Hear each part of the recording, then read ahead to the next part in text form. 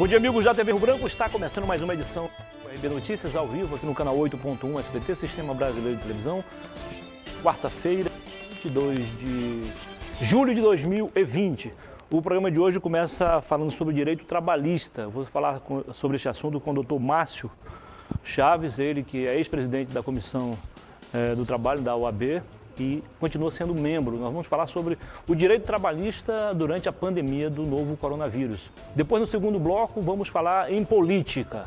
Vou receber o pré-candidato à Prefeitura de Rio Branco pelo MDB, o deputado Roberto Duarte Júnior. E o programa termina entrevistando o Ailton Castro, ex-assessor da Prefeitura de Rio Branco. Licenciou-se recentemente, precisamente na semana passada, porque é pré-candidato a vereador aqui em Rio Branco, pelo PSB, o partido da prefeita Socorro Nery. Agora, com o apoio do Arasup e também do Araújo Mix, além do Instituto Medprev, eu tenho o prazer, então, de conversar com o doutor Márcio Chaves, representando aqui a OAB Acre, precisamente a Comissão do Trabalho. Seja bem-vindo, doutor. Obrigado, bom dia. É um bom dia estar aqui presente, representando essa instituição.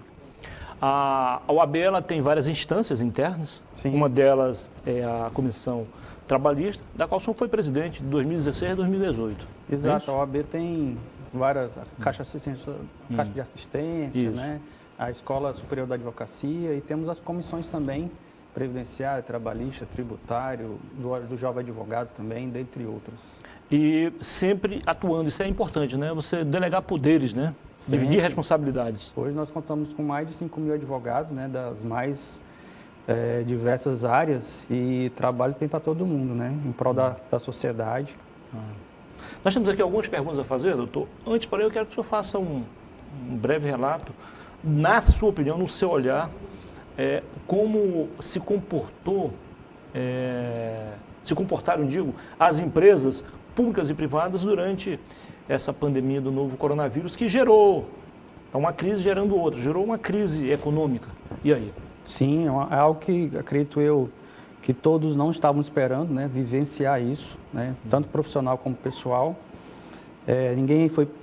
Todos fomos pegos de surpresa, mas pelo lado jurídico, né, nós temos aí relatos de empresários que tiveram que demitir, realmente não conseguiram, mesmo com a ajuda do governo, mas tiveram que demitir. Outros não, outros conseguiram ainda, estão conseguindo se manter por conta de auxílios emergenciais, benefícios do governo federal, né?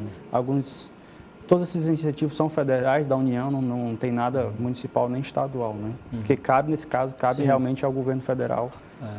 Nós tivemos aí várias ajudas, várias ações do governo, dos governos federal, estadual e municipal, no sentido de conter parte, então, da crise, né? Sim. Pelo menos diminuir os impactos da crise. Que nós estamos vivenciando, sim, né? Exatamente.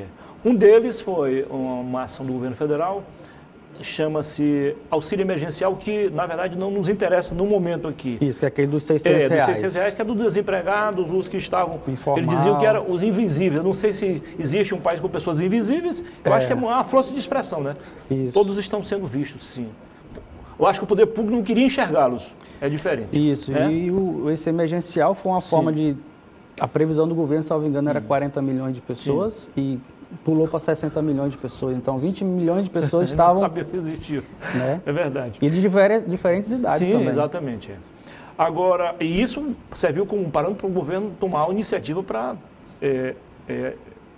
alcançá-los isso continuamente, né? Sim, eu acho que como cidadão, como advogado, a gente espera também que essas pessoas sejam mantidas nesses programas, Bolsa Família, Auxílio à Escola, dentre outras coisas. Até conseguir a sua emancipação, né? Com certeza. Agora, doutor, tem um outro benefício, que aí sim nós vamos falar sobre isso agora, que é o benefício emergencial. Isso. Uma ajuda do governo federal às empresas para que estas não demitissem durante o período. Isso. O senhor acha que isso serve mesmo para ajudar a combater esse grande mal na nossa economia? Ou ela com certeza, vamos dizer, de 0 a 100, ela aumentou 70% para que as empresas pudessem, né? Eu não digo manter a empresa, mas manter o quadro de funcionários, né? Esse auxílio nós chamamos carinhosamente de BEM, B-E-M, benefício que na verdade está fazendo um bem, né? É um bem, E ele começou com a primeira medida provisória, a medida provisória 927, que foi em março, foi publicada pelo governo federal. Depois deu início à medida provisória 936, que foi do dia 1º de abril. Então, a pandemia foi declarada dia 16 de março de 2020, e aí dia 1º de abril foi editada a medida provisória 936, que as empresas puderam ter acesso, né, à redução do contrato de trabalho dos seus funcionários ou a suspensão do contrato dos seus funcionários, a partir do dia 13, dia 14 de abril, mais ou menos.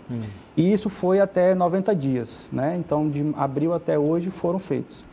E essa medida provisória, ela foi republicada 60 dias mais 60 dias, e antes de vencer o segundo prazo de 120 dias, o presidente Bolsonaro editou a lei, que é a 10.040, agora em julho, né? Transformou a medida provisória em lei, que é uma coisa normal, a conversão de medida provisória em lei, para que as empresas ainda pudessem se socorrer a esse bem, né? Então, o primeiro período foi 90 dias e ele aumentou agora mais 30 dias para somar os 120 dias, por meio do decreto presidencial. Então, este mês ainda teremos o benefício? Ainda teremos, né? E isso vale a pena. No mesmo valor? Do mesmo valor. Esse Olha, valor, eu digo assim, os mesmos percentuais. Né? Os requisitos são os mesmos, né? Os valores são de acordo com o seguro-desemprego, né? Tem um percentual que o governo paga. Eu preferi trocar o termo valor por percentuais porque varia muito, né? Varia muito do salário do funcionário, né? É feita uma média. Tem um teto, né? Tem um teto da Previdência. E tem um piso também. Então, você trabalha dentro daquele limite. Isso. Né? O teto da Previdência hoje é 13 mil e pouco e o piso seria o salário mínimo nacional, né?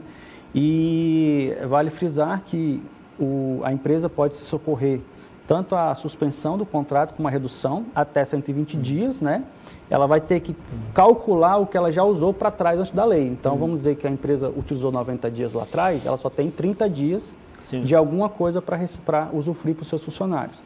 E acabando esse período, o que acontece? Bem, o presidente Bolsonaro ele vai ter que todo mês estar reeditando um decreto presidencial para prorrogar esses benefícios. Então, foi requerido ao Congresso que essas prorrogações fossem até o final de 2021.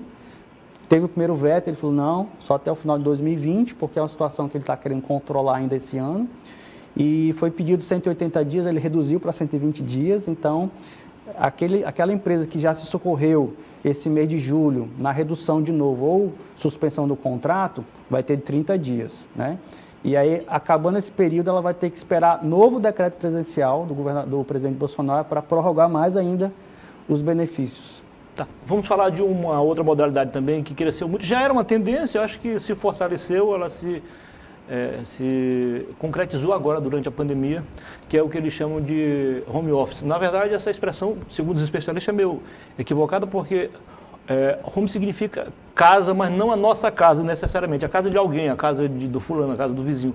E as pessoas não estão trabalhando em casa, então deveria ser a expressão substituir o home pelo house, né? Que aí é na nossa casa. Isso. Mas tudo bem, isso não importa. O importante é que... Ficou bonito, né? Ficou bonito, ficou chique. Agora, reduziu despesas sem perdermos a qualidade. Nós temos aqui um exemplo claro aqui na casa. Agora, evidentemente, isso gerou uma certa despesa para o trabalhador, para o funcionário, mais energia, ele vai estar em casa, certamente vai comer mais, poderá também ficar obeso em cima, uma série de problemas.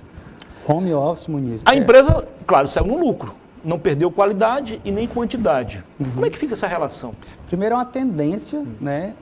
Não é uma coisa nova, o home office já existe em outros países, no Brasil também já existia, mas claro, num segmento bem menor.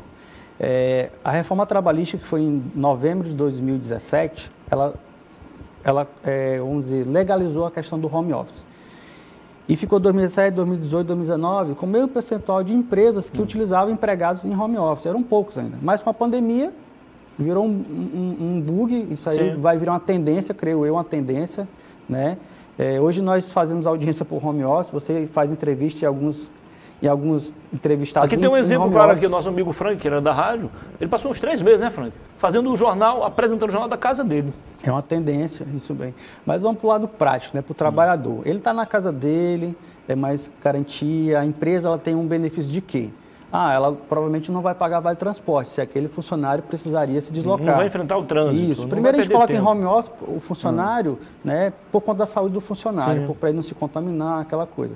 Segundo, porque existe um decreto presidencial ou municipal que não permitia o trabalho na empresa, então tinha que deslocar essa equipe, né? Então a pessoa vai ter que usar o quê? Um computador, isso todas as empresas vão ter que ter, né? Vão ter que dispor. Eu posso pedir para o meu funcionário usar o computador dele? Pode. Mas a empresa precisa de um computador melhor, então a empresa vai ter que fornecer, né? Vamos dizer, o equipamento de proteção. Sim. EPI também tem que fornecer o EPI, dependendo da função, né? Então, a empresa tem que se preocupar em fornecer o equipamento de proteção individual. Como é que seria isso? Uma cadeira. Será que a cadeira que eu estou trabalhando hoje, ela é ergonômica? Tem muita gente com problema de saúde por causa disso. Isso, são problemas ergonômicos. Sim. Eu não posso trabalhar o dia todo numa cadeira igual a sua. Sim. A mesa, ela está de acordo, então as normas regulamentadoras... A altura da mesa é a ideal? Chama NR17, a posição, se eu estou em 90 graus. Então, essas questões de segurança do trabalho, que o Ministério do Trabalho, ela legaliza com a NR17, ela fala sobre ergonomia. Então, nessa parte ergonômica tem que se preocupar, sim. As empresas vão ter que se preocupar com o PPRA da empresa, porque existe um programa que a empresa tem que fazer para saber o risco que você trabalha no seu ambiente de trabalho. Ele tem que ser extensivo ao home office, porque a sua casa, ela virou uma extensão do seu trabalho. Sim. Então, o que eu tenho que ter na empresa, eu tenho que ter na minha casa. Então, o empregador, o patrão, ele tem que se preocupar com isso, sim, né? Outra situação, você falou em gasto. Sim. O empregador tem que pagar o gasto que eu vou ter a mais na minha casa? Sim. E como é que eu consigo mensurar isso? Bem, fazendo a conta matemática, que eu não sou da área, mas para ser uma situação mais, vamos dizer assim, justa. Faz um comparativo das contas. Dos últimos 3 meses, né, de quando começou a pandemia, de como é que eu comecei a receber minha conta, o que aumentou, aquele valor tem que ser pago pelo empregador, certo? Mas eu fiz, é uma situação nova, que ninguém estava se preocupando, ninguém tinha essa cultura. Então, não vai querendo também chegar com 2 pés na porta do patrão e exigir. Senta, conversa, né? Porque atrás de um grande empresário também tem muitas contas. Então, você é mais uma, né? Então, deixa passar por aí de pandemia, senta com o patrão, verifica quais são as condições dele pagar essa despesa também, né? E outra coisa que eu deixo aqui, eu assisti uma palestra sobre essa questão, pós-pandemia, né? 2021, 2022, 2023. Certo. Muitas empresas vão querer contratar empregados em home office. Você mesmo pode ser um entrevistador, pode fazer na sua casa. Então, eu peço para esses empregados começarem a se qualificar, ter um computador bom, fazer um curso de informática, ter vamos dizer, uma plataforma boa, um celular bom, porque isso vai ser um requisito, como outros requisitos era ter ensino médio, ter faculdade disso, aquilo, né? Chegou na frente do patrão, obrigatório. Você tem uma mesa boa? Tem. Você tem um computador bem? Tem. Você tem um celular bom? Tem. Você tem uma internet boa? Muito já. Tenho. Isso vai contar muito pontos para um futuro emprego. Tem outra alternativa aí eu quero saber do senhor que é especialista na área, a suspensão temporária do contrato de trabalho. Muita gente optou por isso, muitas empresas? Sim. No início aquelas empresas que realmente estão 100%, academia, igrejas que também têm funcionários, restaurantes que também têm funcionários, que não podiam abrir por nada, esse segmento foi o primeiro, salão de beleza também, a usarem a suspensão do contrato e tem um limite, 60 dias, né? Esse valor é pago pelo governo federal. Teve outro detalhe, muita gente mudou de profissão. Mudança de função. Mudança de função. Empresas que mudaram de atividade e acabaram se dando bem na crise. Sim, isso aí chama empreendedorismo, né? Empreendedorismo. A oportunidade faz a situação. Então, temos outros assuntos aqui, mas infelizmente nosso tempo acabou. Eu quero agradecê-lo e, antes de dar tempo, falar sobre a questão da logística. O que foi usado até agora e o que poderemos usar pós-pandemia, ou pelo menos ainda no final dessa... Logística da Justiça do Trabalho, né? Vamos lá. Todo o Judiciário, Tribunal de Justiça, Justiça Comum, Federal e Trabalhista também tiveram esse abalo da pandemia. Especificamente a Justiça do Trabalho, ela está trabalhando hoje em home office. Então, as audiências? Existem. As audiências estão todas virtuais. Os juízes, a maioria das vezes, ou estão no gabinete, ou estão em suas casas. Os funcionários, eles foram resguardados, porque muitos são de grupo de risco, estão nas suas casas. E eles também, né? Isso, normal. Os clientes também. Então, na maioria das vezes, nós estamos fazendo audiência do nosso escritório, o que é muito prazeroso, vou falar bem a verdade. Você consegue fazer 2, 3 audiências ao mesmo tempo. Né?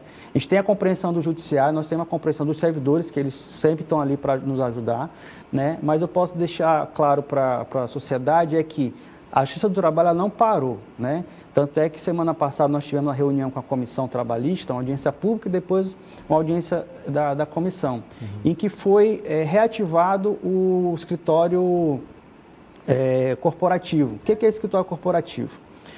Antes da pandemia, lá na Justiça do Trabalho, no térreo, tinha uma sala da OAB. Uma sala para o advogado. O doutor Roberto Duarte já foi muito tempo lá, né, como advogado, todo mundo já foi. E tem uma outra sala, onde existe um funcionário da OAB e que ele atende as pessoas carentes. Né? Então, aquelas pessoas que não têm condição de contratar um advogado, ela vai na OAB e lá tem 2, 3 advogados por dia, em dia diferente, em escala diferente. É uma ação social da OAB. Isso, onde o advogado trabalha como se fosse o cliente dele, mas tem um contrato de honorário, tem tudo. Isso parou na pandemia, mas semana passada nós conversamos e estamos reaprendendo, nós estamos engateando de novo, a fazer com que esse escritório corporativo possa ser reativado. E como é que vai ser isso? A pessoa vai ter que ir na Justiça do Trabalho, aquela pessoa que quer entrar com ação contra o patrão, vai ter que ir na Justiça do Trabalho. Lá na Justiça do Trabalho, na frente da Justiça, vai ter um telefone. Aquele telefone é da funcionária da OAB, contratada, direitinho. Ela vai passar o telefone do advogado para essa pessoa que quer uma consultoria. E a pessoa vai ligar, ou por telefone, ou por WhatsApp, e vai até o escritório dela. Ou seja, a gente não vai deixar de ter o trabalho social. Isso vale a pena agora, na próxima segunda-feira, do dia 27, eu acho, 27. Né? 27. Conversei aqui com o doutor Márcio Chaves, representando aqui a OAB, precisamente a Comissão do Trabalho. Doutor, muitíssimo obrigado pela entrevista. É sempre uma satisfação estar aqui na televisão, né? Deixar um abraço aqui para você, dizer que a OAB Acre, em nome do nosso presidente Érico Venâncio, está à disposição, a nossa presidente Miriam Pinheiro também, que ela está gestante, não pode estar com você hoje, né? Por motivos particulares. E a gente está sempre à disposição, tá bom? Um abraço aos vossos pais aí, obrigado. Nossos amigos. Um abraço e um beijo para eles também. Beleza. Depois do intervalo, então, a gente volta a falar agora em política. Eu vou conversar com o também advogado, doutor Roberto Duarte Júnior, pré-candidato do PMDB à Prefeitura de Rio Branco. Até já.